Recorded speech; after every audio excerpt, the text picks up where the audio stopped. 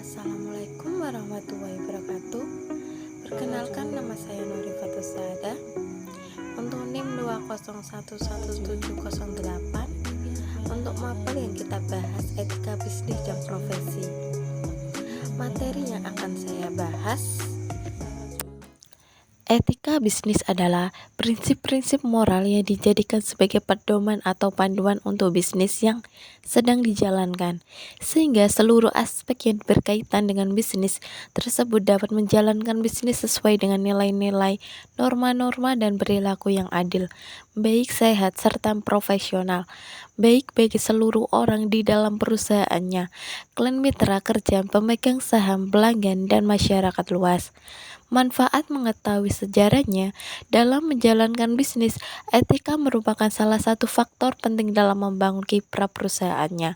Tentu tidak mudah untuk membangun dan memperluas eksistensi perusahaan menjadi lebih baik.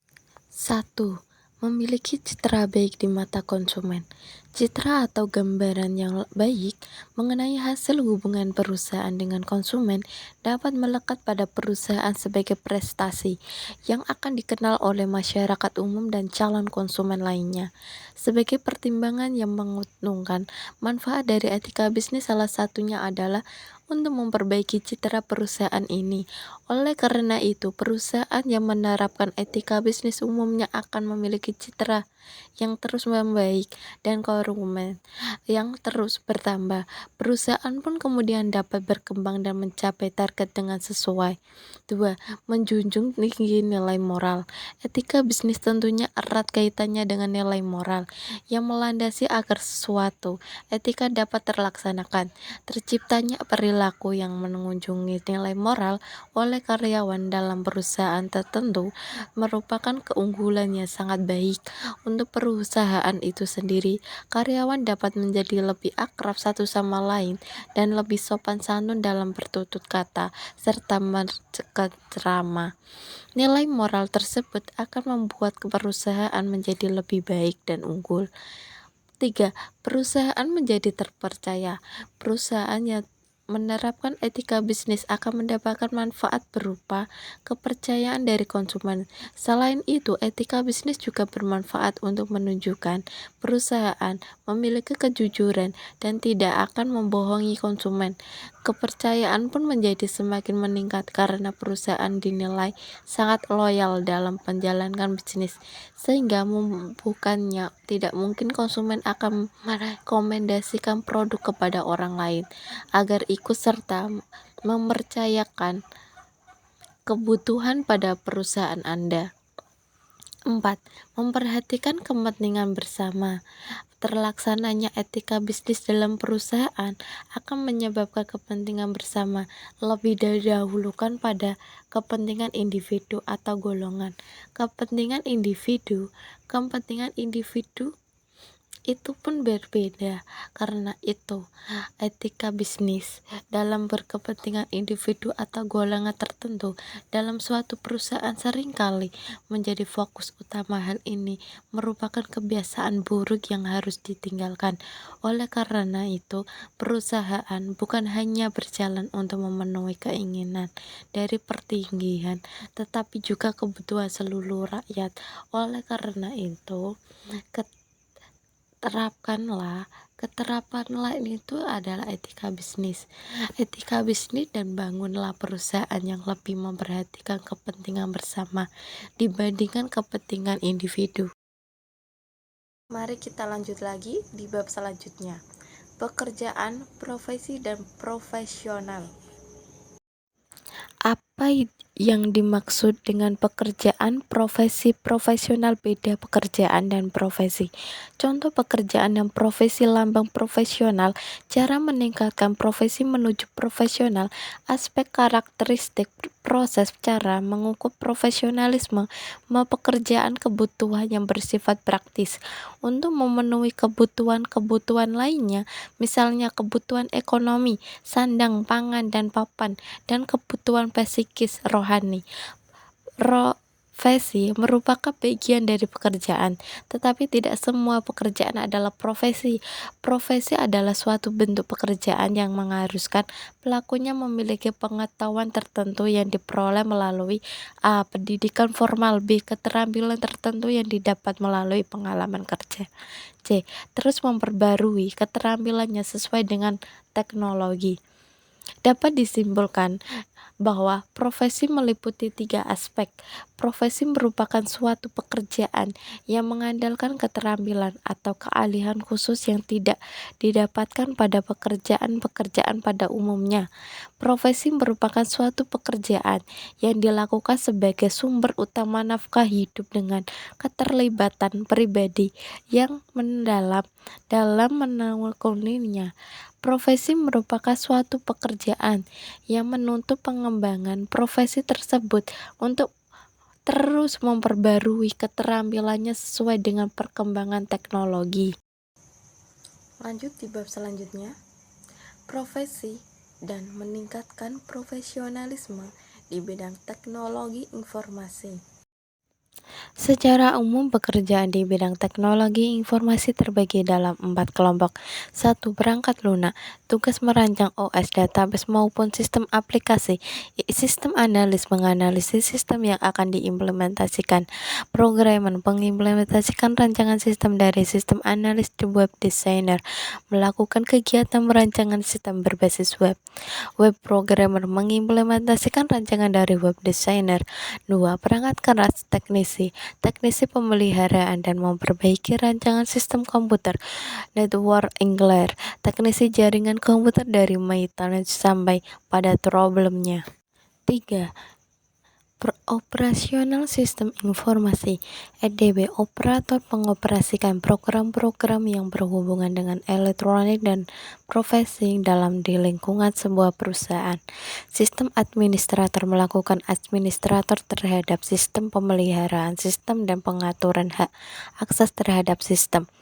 4. Pengembangan bisnis teknologi informasi membuka aspek informasi perkembangan pesat yang terjadi pada bidang IT, membuat informasi yang dalam semakin luas dan semakin dalam bisnis, meningkatkan penjualan yang hanya dilakukan secara fisik dan langsung jangkauannya sangat terbatas. Dengan teknologi informasi yang berkembang pesat, berkeberadaan pasar elektronik sangat membantu untuk meningkatkan penjualan. Promosi lebih mudah. Peran pengembangan teknologi informasi pada sistem selanjutnya adalah mempermudah promosi. Koordinasi efisien peran teknologi informasi untuk bisnis yang sangat terasa berikutnya adalah efisien dalam melakukan komunikasi.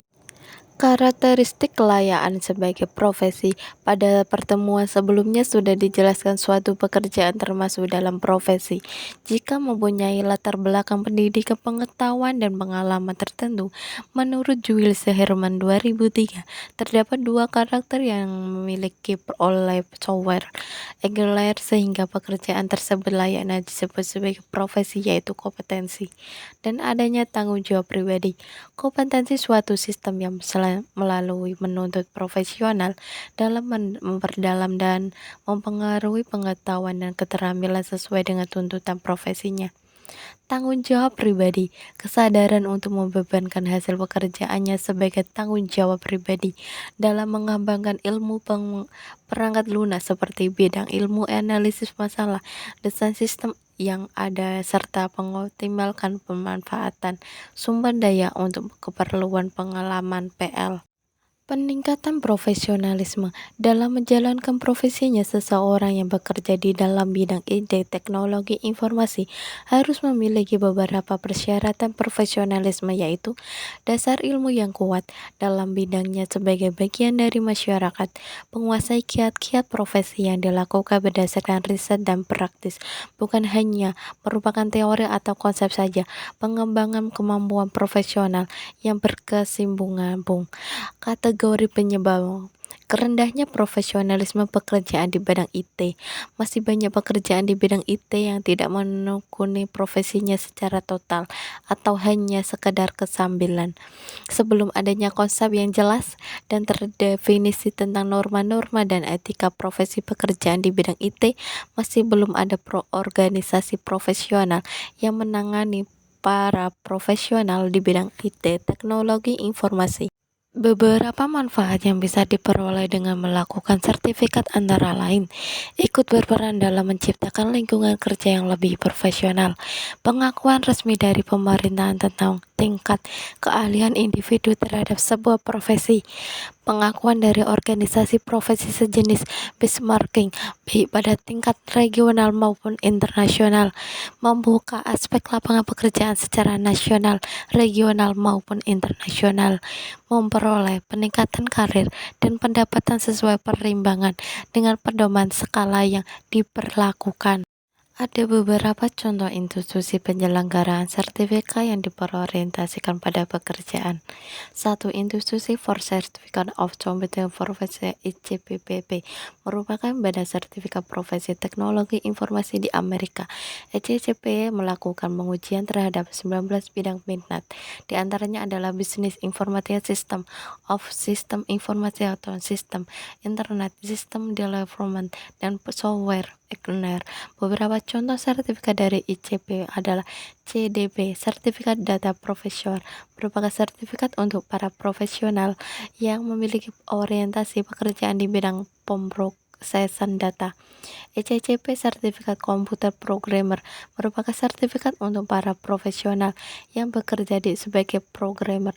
CSP, Sertifikat Sistem Profesional, merupakan sertifikat untuk para profesional yang bekerja pada bidang analis, desain, dan pengembangan komputer berbasis komputer.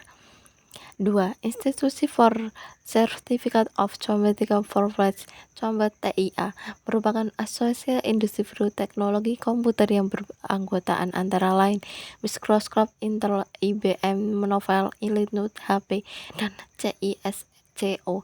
Asosiasi ini memberikan sertifikat di berbagai bidang, misalnya network support dan komputer teknis.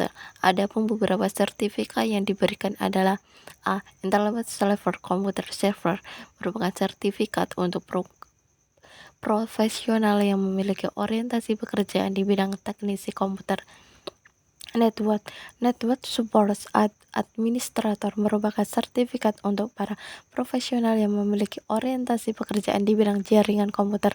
Security adalah Computer Information Security, merupakan sertifikat untuk para profesional yang memiliki orientasi pekerjaan di bidang keamanan komputer.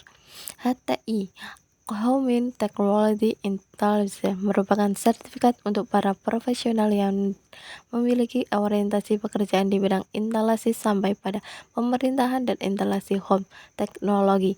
IT, profesi IT, pekerjaan di bidang instalasi sampai pada pemeliharaan dan teknisi home teknologi. IT, profesi manajemen, merupakan sertifikat untuk para profesional yang memiliki orientasi pekerjaan dalam manajemen proyek di bidang teknologi informasi.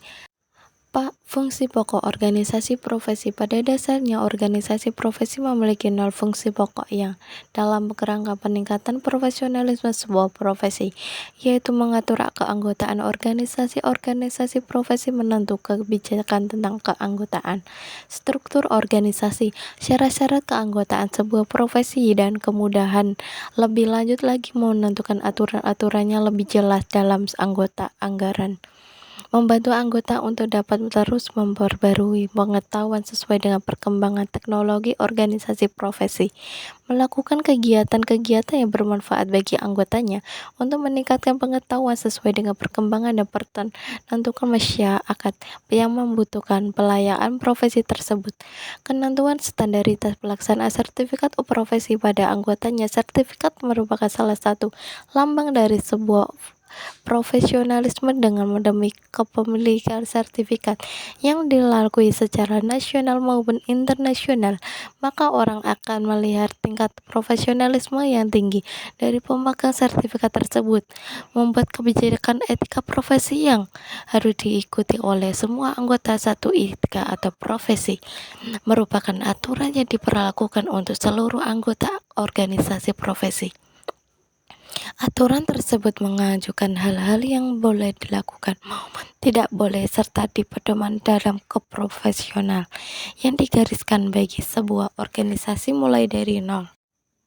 Memberi sanksi bagi anggota yang melanggar etika profesi. Aksi yang diterapkan bagi pelanggaran kode etik profesi tertentunya meningkatkan sebuah anggota. Aksi bervariasi tergantung jenis pelanggaran dan bias bersifat internal organisasi seperti misalnya blacklist atau bahkan sampai dikeluarkan dari organisasi profesi tersebut. Manfaat organisasi profesi tersebut menurut Blackwell 1989, manfaat organisasi profesi mencakup mengembangkan dan memajukan profesi, menertibkan dan memperluas ruangan gerak profesi, menghimpun dan menyatukan pendapat warga profesi, memberikan kesempatan pada semua anggota untuk berkarya dan berperan aktif dalam mengembangkan dan memajukan profesi. Mari kita lanjut lagi di bab selanjutnya, kode etik dan profesi. Kode etik profesi. Kode etik berasal dari bahasa Yunani etpor, yaitu artinya ajaran kesusilaan. Dengan demikian, kode etik adalah sistem norma nilai aturan profesional tertulis yang secara tegas menyatakan apa yang benar dan apa yang tidak benar, dan apa yang tidak benar dan tidak baik bagi profesional yang menjadi anggota dari sebuah profesi. Pada dasarnya, tujuan rumusan kode etik dalam sebuah profesi adalah untuk kepentingan anggota dan kepentingan organisasi itu sendiri. Seorang profesional tidak dapat membuat program semaunya. Beberapa hal yang harus ia perhatikan seperti untuk apa program tersebut nantinya digunakan oleh klien, user, atau dapat menjamin keamanan seuser sistem kerja. Program aplikasi tersebut dari pihak-pihak yang dapat mengacau sistem kerja, misalnya hardware atau checker adalah itu kode etik seorang programmer. Dapat kode etik yang diharapkan bagi para programmer. Seorang programmer tidak boleh membuat atau mendistribusikan. Seorang programmer tidak boleh menulis kode yang sulit diikuti dengan sengaja atau S. Seorang programmer tidak boleh menulis dokumentasi yang dengan sengaja untuk membingungkan atau tidak aturan. Seorang programmer tidak boleh menggunakan ulang kode dengan hak cipta kecuali telah membeli atau meminta izin dulu kepada hak cipta itu tersendiri. Dampak timbul dan ikat diciptakan kode etik profesi. Terjadinya penyalahgunaan profesi memungkinkan mengabaikan tanggung jawab dari profesinya karena tidak ada pedoman dalam suatu organisasi. Kode etik merupakan aturan main dalam menjalankan sebuah profesi yang harus ditaati oleh semua anggota profesi yang bersangkutan. Ciri-ciri adanya pengetahuan atau keahlian khusus yang sesuai dengan bidang pekerjaan. Ada standar moral ya kaidah tinggi yang berlaku bagi para profesional berdasarkan kegiatan pada kode etik profesi. Dalam pelaksanaannya, profesi harus lebih mengutamakan kepentingan masyarakat di atas kepentingan pribadi.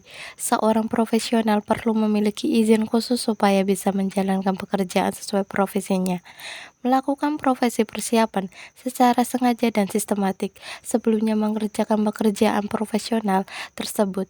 Seseorang yang menjalankan profesinya secara benar dan melakukannya menurut etika dan sikap-sikap profesional.